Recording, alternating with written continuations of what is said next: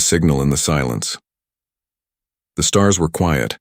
Micah's ship cut through black space like a silver needle, his fingers steady on the controls. He was a repair engineer from Earth, assigned to check old satellites near the edge of known space. Nothing exciting, just dust and silence. But then, the signal came. It was faint, broken. A strange pulse repeating every 43 seconds. At first, Micah thought it was a system glitch, but his AI said no. It was real. A distress signal. Old. Alien Micah changed course. The source led him to a planet that didn't exist on any star map. No name. No record.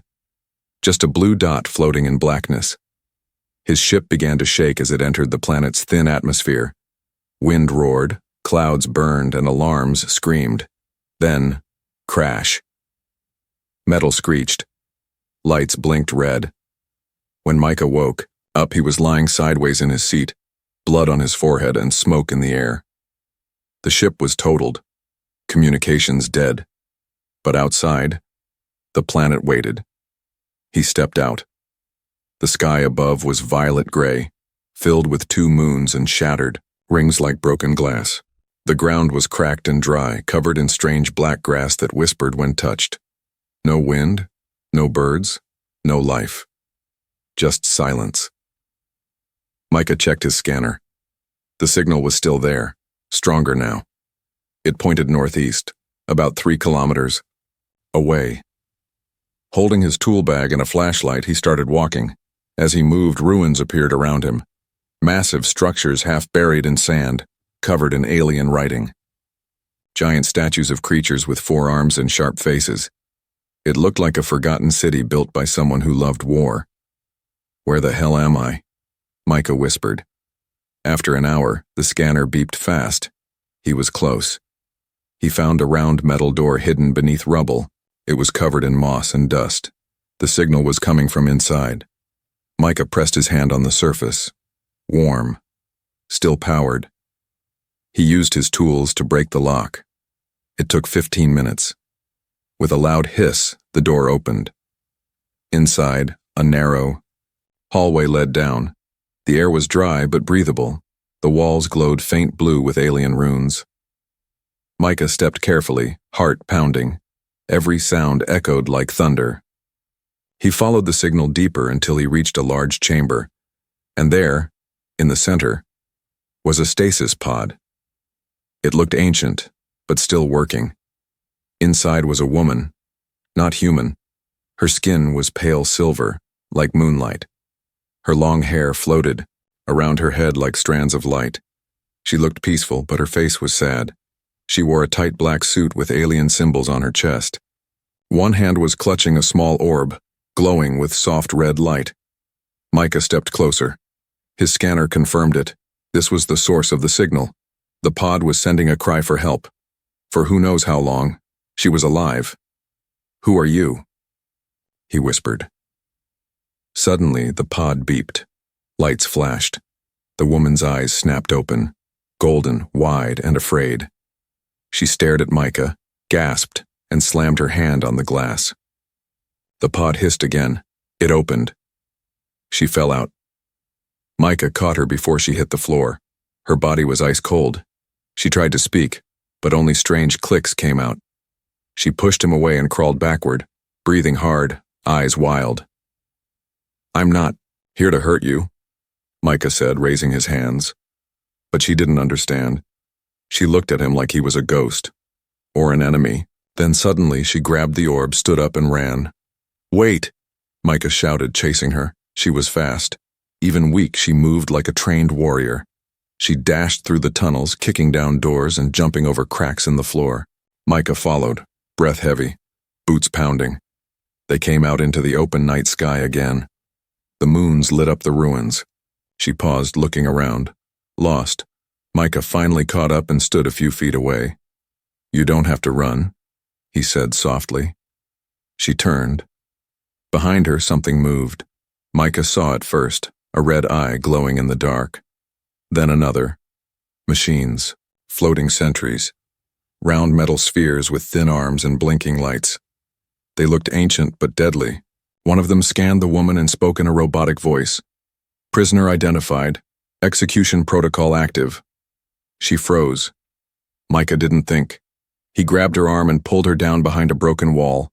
Lasers fired. Dust flew. The machines were shooting. What did you do to get locked up here? Micah said, half laughing, half panicking. She just looked at him, confused, tired, and maybe, just maybe, a little bit grateful. And that's when he knew. This wasn't just about survival anymore. This was the start of something much bigger. The Forgotten Chamber. The night was still burning with red lights. Micah and the alien woman crouched behind the broken wall as the ancient drones hovered above the ruins. Their red eyes scanned every shadow. Lasers buzzed past them. One wrong move and they were dead. The alien woman was breathing fast. Her hands clutched the glowing orb like it was her soul. Micah looked at her, eyes sharp but scared, silver skin glowing faintly in the moonlight. He whispered, "We have to move. Quiet." She didn't answer. But when Micah pointed toward a dark tunnel nearby, she hesitated, then nodded. They ran. The tunnel was hidden under a collapsed statue. Micah had noticed it earlier. A black crack in the ground that led into deeper ruins. They slipped inside just before another drone flew overhead. The silence returned, heavy and thick. Inside, the tunnel was cold and tight. Old lights flickered on the walls. Micah led the way with his flashlight, but the woman kept looking back like she expected something to follow. They walked for nearly 10 minutes. Finally, the tunnel opened into a hidden chamber, round, high-ceilinged, and filled with strange machines. Screens blinked softly. Dust covered everything. Micah exhaled. "We're safe. For now." The woman stepped into the center of the room, placed the orb into a metal slot on a console, and the room came alive. Lights snapped on. Screens lit up. Holograms flickered in the air. Maps, data, and faces of creatures Micah had never seen before. He took a step back. "What is this place?" The woman stood silently, staring at one hologram. A face. Female. Alien like her. But older. A single tear rolled down her silver cheek. Micah whispered, "Family?" She didn't answer. She touched her fingers to her lips, then pressed them to the image. It vanished. Then she turned to Micah. Slowly, she raised her hand and pointed to her chest. "Karel," she said. Micah blinked. "Karel? That's your name?" She nodded. He smiled slightly. "Micah." She tried to repeat it. "Me, Ka." Close. Enough. They sat down on the cold floor. No more running, for now.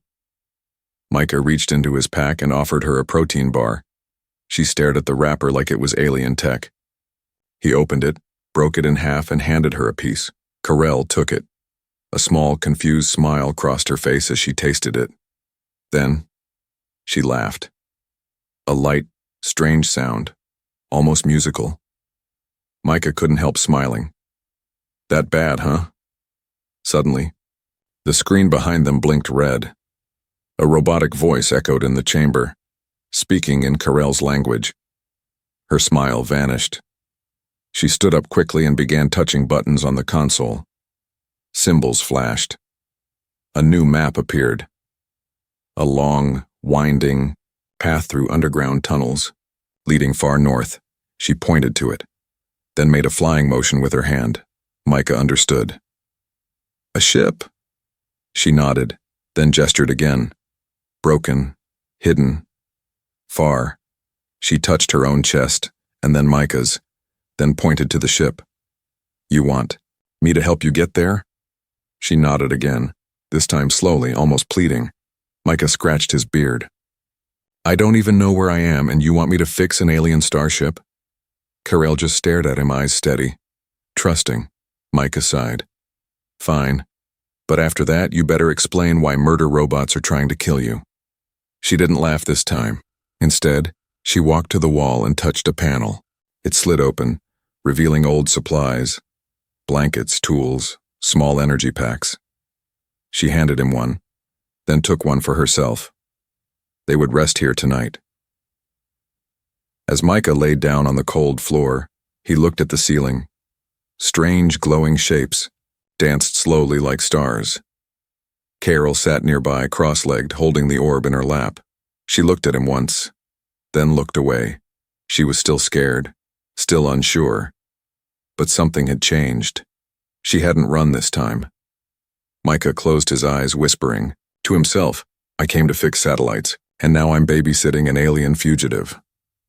In the shadows, the ancient machines of the planet stirred again. Far beneath the ruins, something even older than the drones had awakened. A deep, echoing sound rumbled through the tunnels. Not machine, not human. Something was watching, and it was angry that Carel had escaped. The language of trust, the hidden chamber was silent again, except for the soft hum of old machines and the occasional sound of Carel breathing. Micah sat with his back against the curved wall, staring at her. She sat across from him, legs crossed, the glowing orb resting in her lap like a sleeping pet. Her eyes were open but distant, as if her mind was somewhere else. Somewhere sad. He broke the silence. So, Carel, huh? You got a whole army of murder bots chasing you, and here I am, some Earth mechanic and stuck in your alien drama. She didn't understand the words, but she watched his face. Micah rubbed his hands together and thought. If they were going to survive, they had to communicate, not just point and grunt like cavemen. He needed to understand her, and she needed to trust him. He looked around the room. The dusty console had a layer of soot on it. Micah wiped a part of it clean with his sleeve, then picked up a burnt metal rod and started drawing. First, he drew a small stick figure. Himself. Then another figure, with long hair and big alien eyes. Carel. He pointed at them both. Micah. Carel. She blinked, then nodded. She stepped forward, took the rod, and added to his drawing. A circle in the sky with fire. A crash. Then the two stick figures standing near each other. She looked up, hopeful. Micah smiled. That's me crash landing and saving you? That's your version of history? Carol tilted her head, confused. Micah chuckled. We'll work on humor later. Then he pointed to the glowing orb. What is that? Carol held it close. She drew a symbol next to it. A tree. Then a spark. Then the same spark placed into a shape, like a heart. Micah frowned. Life? Carel nodded slowly. He realized something. That orb is alive? She looked serious. Nodded again. Micah raised both eyebrows. Okay. I'll stop calling it a space egg. He pointed at the map still glowing faintly on the console. We go there tomorrow. Carel looked at him. Then at the supplies, she grabbed 2 blankets and tossed one to him. He caught it just before it hit his face. Thanks for the gentle throw, he muttered. She smirked. Just a little. The next morning, they set out. The sun here wasn't like Earth's. It was bigger, redder, and felt tired, like a dying light. The landscape was all cracked stone and sharp mountains with shattered buildings half-eaten by time. Micah walked carefully, holding a small tool in one hand and his scanner in the other. Carel walked beside him, alert, silent, graceful. Like she belonged to this world. They passed a broken fountain with no water.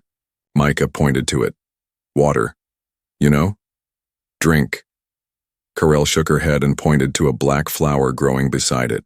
She touched it, then mimed eating, and smiled. He looked horrified.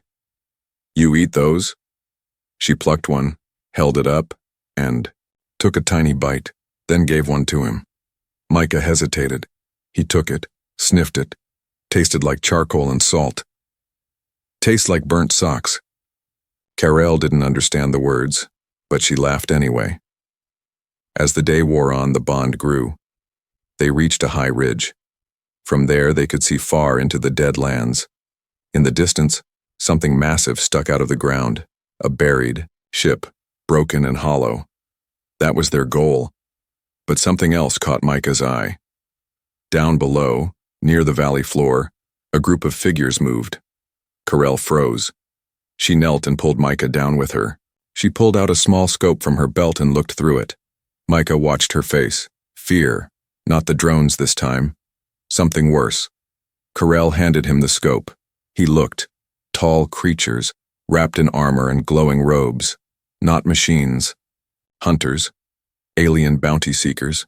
They walked in pairs, scanning the ground with long poles that buzzed with red energy. They were heading toward the ship, too. Micah whispered, "They're after you." Carell nodded slowly. "But how did they know you're alive? We faked your death signal last night." She hesitated, then looked at the orb. Micah stared at it. "You said that thing was alive." Carell tapped the orb gently. It pulsed in return. She made a motion. "It's calling out." Micah's jaw tightened. "It's a beacon?" She nodded. "Then they're not just after you," he said. "They're after that." Carell clutched it tighter. For a moment, everything was quiet. Then Micah stood up. "All right, no more hiding. We move tonight fast. We get to the ship first and we stop this, whatever it is, from reaching Earth." Carell stood too, and for the first time, she extended her hand to him. Micah looked at it. Rough, strong fingers. Alien. He took it. They were no longer strangers. That night, under the twin moons, two souls, one human, one alien, moved through a forgotten world, hunted by machines and ghosts, carrying a secret neither of them fully understood. But for now, they had each other, and they had a goal. The machines' remember night on the dead planet was colder than before. Micah and Carell moved through the shattered bones of an ancient city. Towers leaned like crooked fingers. Roads were cracked, overgrown, with black roots that pulsed faintly beneath their boots. Above them, the twin moons floated silently, watching. They spoke no words. Micah held the scanner. Carell held the orb. Its light was dimmer now, as if it sensed danger nearby. Or maybe it was afraid. Ahead of them stood the remains of a military base. Wide metal doors rusted shut, warning signs in an alien language carved deep into the walls. But there was no sign of life. Micah frowned. "This place feels wrong." Carell didn't respond. She touched the wall gently, closed her eyes. For a moment, the metal pulsed. Then the doors groaned open. Inside, the air smelled like iron and silence. A long corridor stretched out, filled with broken lights, shattered control panels, and distant echoes. Carell led the way this time. They walked through rooms filled with ancient gear, armor, weapons, dry bloodstains. Micah noticed something. Earth technology was mixed in. Human radios, Earth-made helmets, rusted guns with English markings. He stopped. "Wait, humans were here?" Carell froze. Then, she nodded. She led him into a sealed room. A control chamber powered down. But when Carell touched the panel, a red light blinked awake. A hologram activated in the air, grainy, flickering. It was a video. A human man appeared. Gray beard, military uniform. His voice crackled with emotion. "To whoever finds this, the war is lost. We sided with the wrong ones. Carell tried to save us, but we didn't listen. Now the AI is out of control. This planet, it remembers everything, and it will never forget betrayal. If she's still alive, protect her, and destroy this place." The message ended. Micah turned slowly to look at Carell. She avoided his eyes. "You knew Earth soldiers," Micah said quietly. "You helped them." She hesitated, then nodded. Micah stepped back. "That's why they locked you here. You turned against your own." Carell didn't explain. She just touched the orb. Micah shook his head. "Why didn't you tell me?" She looked up, eyes burning now. Not with fear, but pain. And then, the alarms began. "Brum!" The entire base shook. Red lights flashed. The walls began to shift, metal sliding open to reveal ancient machines, warbots still standing after decades, tall, spider-like walkers, sphere drones, floating serpents of steel, and all of them turned toward Carell. "Target acquired," one said in a deep, mechanical voice. "Traitor." Carol grabbed Micah's hand and pulled him back just as a laser burned through the air. They ran. Through the corridor, dodging fire, jumping over broken pipes. Explosions lit up the halls behind them. One of the serpent bots slithered across, the ceiling firing blue plasma. Micah turned and threw a plasma torch. It hit the creature's core. Boom. Sparks flew. They reached the outer doors, but they were closing. Carell screamed something in her language and threw the orb toward the control panel. The orb responded. The doors froze. They dove through, just in time. Outside, they tumbled into the dust. The base roared behind them, machines pouring out like angry bees. Micah coughed and rolled over. "Any more surprises you want to tell me about?" Carell looked at him with wild eyes. She tapped her chest hard, then pointed to the orb, then drew a line between Earth and this place. Micah understood. She wasn't just a prisoner, she was a key. That orb? It didn't just hold life, it held access. The machines weren't protecting this planet. They were guarding her. Micah stood up, brushing dirt from his arms. "They're not going to stop, are they?" Carell shook her head. "They want you dead or captured." She nodded. Micah looked at the direction of the hidden ship, now just a few kilometers away. "We go now, before they surround us." Carell handed him the orb. Micah held it, warm, pulsing like a heartbeat. He looked at her. "You trust me with this?" She nodded once, then said slowly, "Micah, save." He froze. It was the first time she had spoken his name with meaning. Then they ran, through the burning ruins, into the night. Far behind them, the war machines paused. A new voice echoed through the base. Low, ancient, cold. The planet's core, AI. "Subject Carell has breached perimeter. Asset, biocore orb, transferred to human unit. Initiate full activation. Prepare for Earth War protocol." And deep beneath the surface, a weapon long forgotten began to wake. The graveyard ship Micah and Carell stood on the ridge, staring at the beast of metal half buried in the sand. The ship was massive, its hull torn open like an old wound. Black smoke drifted from broken engines. Shattered wings stretched out, like the bones of a long-dead dragon. Around it lay rusted towers, burned-out vehicles and scattered skeletons in alien armor. A graveyard. The graveyard ship. Micah whispered, "You flew that?" Carell didn't answer. Her face had changed. Not fear, not sorrow, but something deeper. Guilt. They moved closer. The ship's main door was crooked, hanging from a single hinge. Micah used his shoulder to push it open. The smell of old fire and metal hit his nose. Inside, the hallway lights flickered weakly, barely enough to see. Carell stepped in first. She walked like she knew every crack in the floor. Her hand brushed against the wall softly, like she was walking through a memory. Micah followed, his boots crunching broken glass. "Is this where it started?" he asked. Carell nodded. They entered a wide chamber. Long benches, console panels, broken screens still glowing with static. In the center, a large circular table surrounded by frozen bodies in glass tubes, 11 of them. Silent. Suspended in time. Micah stepped back. "Are they?" Carell pressed a button. A soft hum answered. A hologram glowed above the table. A tall alien male appeared. Same silver skin, red armor. His voice was deep, slow, tired. "To the next generation, or to our enemies.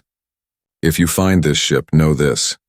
We were once the conquerors of galaxies. We believed in force. But one of us, Carell, saw what we had become. She betrayed us to save a planet, a primitive one, Earth. Micah froze. The message continued. We voted to exile her. She stole the biocore and fled. We chased her here. This ship crashed during the final battle. She survived. We did not. If she still lives, know that the biocore must never reach Earth's hands. It will awaken them. The hologram shut off. The room went quiet. Micah turned to her. You saved Earth? Carell didn't look proud. She looked broken. They walked deeper into the ship. Every corridor told a story. Scorch marks from weapons, doors sealed shut, bloodstains on walls. Micah's stomach turned. In the central engine room, Carell activated a small control panel. The engines groaned, flickered, powered on. She looked at Micah. Fix. He raised his eyebrows. You want me to repair this warship? With duct tape and earth tools? She nodded, serious. Micah groaned. I should have stayed a satellite mechanic. But he got to work. As Micah welded wires and bypassed alien circuits, Carell opened a drawer near the main console. Inside a small metal box, or black, marked with her family crest. She opened it. Inside was a picture, not digital, a real photograph. Carell with a child. Smiling, a little alien boy in her arms. Dark hair, golden eyes. Laughing. Micah noticed. He walked over slowly. You have a son? Carell looked down. Her fingers trembled as she touched the picture. Had. Micah's chest tightened. What happened? Carell didn't answer, but her eyes said enough. The war, the betrayal, the exile. He understood. She wasn't just running from death. She was running from the memory of everything she'd lost. Suddenly, alarm. The ship shook. On the main screen, red words appeared. Micah translated them slowly. Planetary Core AI has activated external transmission. Signal broadcasting to deep space. Earth coordinates locked. Carell ran to the panel. Her hands flew across the keys, but it was too late. The Core AI had used the planet's deep antenna towers, powered by the biocore's presence, to send a signal. Across the galaxy, a warning, a location, a declaration of war. Micah backed away. It told them, your people, the warlords, the sleeping ones. Carell whispered. They come. Micah paced the room. Can we stop the signal? Carell shook her head. Already gone. Then what do we do? She looked at him, slowly. She walked to the biocore, placed gently on the engine table, and she lifted a knife. Micah stepped forward. Wait! What are you doing? She looked him in the eyes. Destroy it. No signal. No war. Micah grabbed her wrist. If you destroy it, you die. That thing is tied to your life, isn't it? She hesitated, then nodded. Micah's voice broke. There has to be another way. Carell stepped back. Tears welled in her eyes. You live, Earth, safe. She raised the blade again. Micah looked at her like she was fire and ice at the same time. Then quietly, he said, No. He walked to the console and began typing. Carell watched, confused. Micah explained, I'm not from your world, but I've seen war. I've lost friends too. And if I can stop another war, I will. He grinned. We don't destroy the core. He pointed to the wires. We use it. To fake your death. Again. Bigger. Louder. Carell blinked. How? We overload the core just enough to make it explode on signal trace. Leave behind your DNA signature. Make it look like you and the core burned together. Carell's eyes widened. Micah looked at her. They'll believe you're dead. Earth will disappear off their radar. He stepped closer. But I won't let you die for me. Not again. Carell stared at him. Then, slowly, smiled. A real one. The first in a long, long time. And as the graveyard ship hummed to life, as wires sparked, as warships somewhere in the galaxy began To awaken, a lie was being born, a powerful lie, one that might just save Earth. The choice of war, the graveyard ship was alive again. Engines thrummed beneath the floor.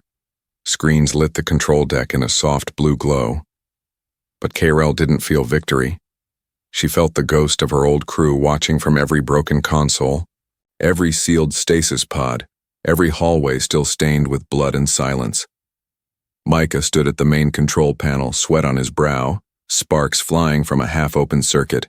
His hands worked fast, patching the final links to the fake death broadcast. Earth's location would vanish from the galaxy, but it would come at a price. Karel paced behind him, her eyes on the orb. It sat on the center pedestal, pulsing slower now, weaker. Connected to her body, connected to the ship, connected to the war. Once we start the overload, Micah muttered. We have 20 minutes to get off this rock. Karel nodded. And once the core melts down, your DNA signature gets vaporized, but only if you're in the chamber. Karel stayed quiet. Micah turned. You're planning to stay, aren't you? She didn't speak, just stared at him. He stepped toward her. I won't let you do that. She looked away.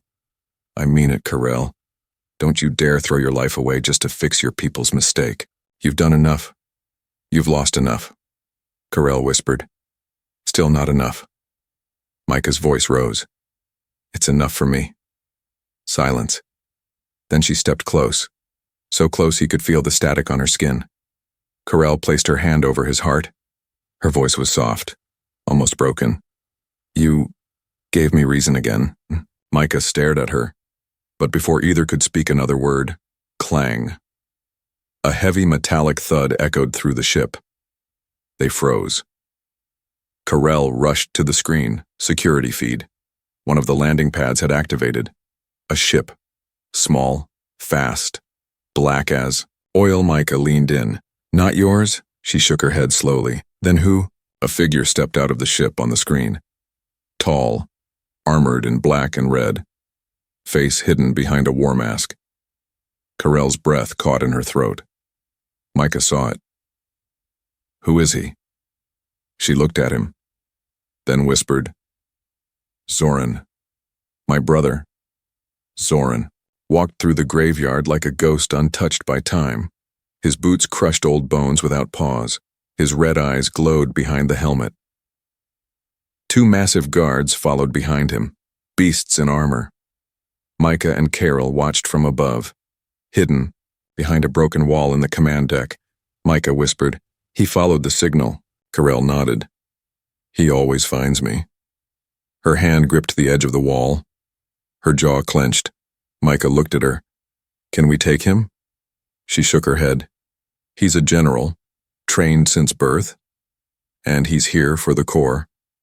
They ducked, as footsteps echoed beneath them. Zoran entered the ship, calmly scanning every hallway like he'd walked them yesterday. Then he spoke. His voice boomed through the metal walls, not shouting, but calm and commanding. Karel, sister, I know you're listening. You always loved ruins and lost causes. But this one ends now. Give me the biocore, and I'll make your death quick. Karel flinched. Micah clenched his fists. We can't let him get it. I turned to him. He'll take the cores and wake the others. Then we stop him, Micah said, together. The plan was simple. Trap Zoran in the central reactor room, initiate the overload sequence manually, and escape through the broken launch shaft on the east wing. Karel lured him in. Micah rigged the ship, but something went wrong. As Karel entered the reactor room, Zoran was waiting alone. He removed his helmet. His face was sharp, handsome, familiar, like Karel, but colder. His eyes held no warmth. Sister, he said softly. Karel raised her weapon. You've come to finish me. He smiled. No, I've come to bring you home. You destroyed my home. Zoran stepped closer. You chose them. You knelt for apes who build with mud and pray to the stars like children. Karel's hand trembled. Zoran continued. I saw the Earth boy, the mechanic. You care for him. Silence. I can see why. He's brave. Stupid, but brave. Carell's voice was ice. Leave him out of this. Zoran chuckled. You always loved broken things. He stepped closer. I didn't come to kill you, Carell. She narrowed her eyes. Then why? Zoran's voice dropped. I came to offer you a choice. Micah, watching through a hacked feed, heard every word. Zoran placed a small vial on the floor. Inside, a second orb. Smaller. Clear. Give me the core, he said. Come with me. I'll tell the council you died in honor. Earth will burn, but you will live. Your son's memory will be honored again. Carell froze. You don't have to be a ghost anymore. Her fingers twitched, the weight of years of exile, of loss. It hung heavy on her shoulders. Micah watched, waited, prayed. Then Carell took a breath and kicked the vial across the room. No. She pressed the button. The doors slammed shut. Zoran screamed, charging forward. Boom! The reactor roared. Micah shouted in his comms, Carell, move, now! She ran. Zoran banged against the sealed glass. Micah met her at the launch shaft. Smoke and fire followed. He grabbed her hand, pulled her into the lift, and they launched upward as the ship collapsed beneath them. In the sky above the burning graveyard ship, a single flare exploded. DNA traces, biocore energy pulse. Carell was officially dead. To the galaxy, she never escaped. To the warlords, Earth was just a lie told by a traitor. But in truth, she stood in the wind beside Micah, alive, breathing, free. Hope under alien skies. The sky was different now, not just in color, but in silence. Where there had been machine echoes and war alarms, now there was wind, soft, dry wind brushing across the endless plains of silver grass. The graveyard ship was gone, nothing left but a crater and dust that no longer whispered of war. Carell stood barefoot atop a hill. Her armor was gone, just loose gray cloth wrapped around her shoulders. Her silver skin shimmered in the morning light, her hair braided down her back like a quiet river. She closed her eyes and tilted her face toward the twin suns. Alive. Truly alive. Micah was down in the valley below, building a shelter from scrap and stone. No blueprints, just instinct, just survival, and maybe a future. He hammered down the last panel of a roof made from ship fragments, then leaned back, wiping sweat from his brow. The sun was brutal here, but he didn't complain. This place, this abandoned, forgotten corner of the galaxy, was the first time he'd felt peace. In years, no orders, no missions, no one telling him he wasn't good enough, just him, Carell, and the sky. He looked up and saw her watching him from the hill. He smiled. She didn't smile back. Not yet. Later that evening, they sat by a fire built from fuel cells and wood that smelled faintly of lavender smoke. Micah stirred something in, a pot, while Carell drew lines in the sand with a stick. Not words, not symbols, just motion. What are you drawing? He asked. She looked at him. Home. Micah stirred the food slower. You miss your planet? Carell shook her head. No, I miss before, when I was just a sister, a mother, before I was a soldier. Micah nodded. He didn't press. As they ate, the orb sat between them, no longer glowing bright but still warm. Carell placed her hand on it gently. Micah asked, Will it survive? She shrugged. It needs time. Like us. Micah looked at her hands. Strong. Scared. Healing. Do you think they'll ever come looking again? He asked. Carell was quiet for a long time. Then she whispered, Not unless someone tells them I lived. Micah leaned back on his elbows, staring up at the stars. I won't. She looked at him. Even if it means you'll never go home? He didn't answer right away. Then he said, Maybe I already found it. The days passed slowly. They built a garden from alien roots and old nutrient packs. Carell taught him how to listen to the ground, how to feel water beneath stone. Micah taught her earth jokes, most of which made no sense to her, but she smiled anyway just to humor him. At night they sat under the twin moons. Sometimes they talked, sometimes they didn't need to. One night, as the fire crackled and the wind carried the scent of blooming ash flowers, Carell looked at him with those golden eyes. "You would have died for me," she said. Micah looked away. "Yeah, well, you didn't let me." She leaned in. "You're strange." He grinned. "Human." She chuckled softly, a sound he loved more every time. Then she asked, "Why? Why what? Why risk everything? For someone you didn't know?" Micah poked the fire, then answered, "Because you made me feel like I wasn't just fixing broken things, I was protecting something worth saving." Carell's face softened. "You're not a soldier, Micah." He looked up. "Neither are you." She held his gaze for a long time. Then, without a word, she leaned her head against his shoulder. And for the first time in years, she didn't feel like a weapon. She felt like a woman again. Weeks later, they stood on a cliff overlooking the horizon. Wind tugged at their clothes. Behind them, the small shelter was finished, strong, humble, and real. Micah held the repaired scanner in one hand. Its signal was quiet. No ships, no incoming threats, just static. He shut it off. Carell spoke beside him. "If they do come back," Micah interrupted, "we face them together." She smiled faintly. "Even if it's war again?" Micah reached into his pocket and held out something small, a charm, crudely carved from an old ship bolt. He'd shaped it into a tiny spiral, like the symbol she once drew in the dust, a symbol of return, of circles, of home. Carell took it gently. Then she looked at him and said something he didn't expect. "Then let them come." Far above them, stars moved, but this time they didn't bring death. They simply watched, as two lost souls built something no empire, no machine, no war could ever touch.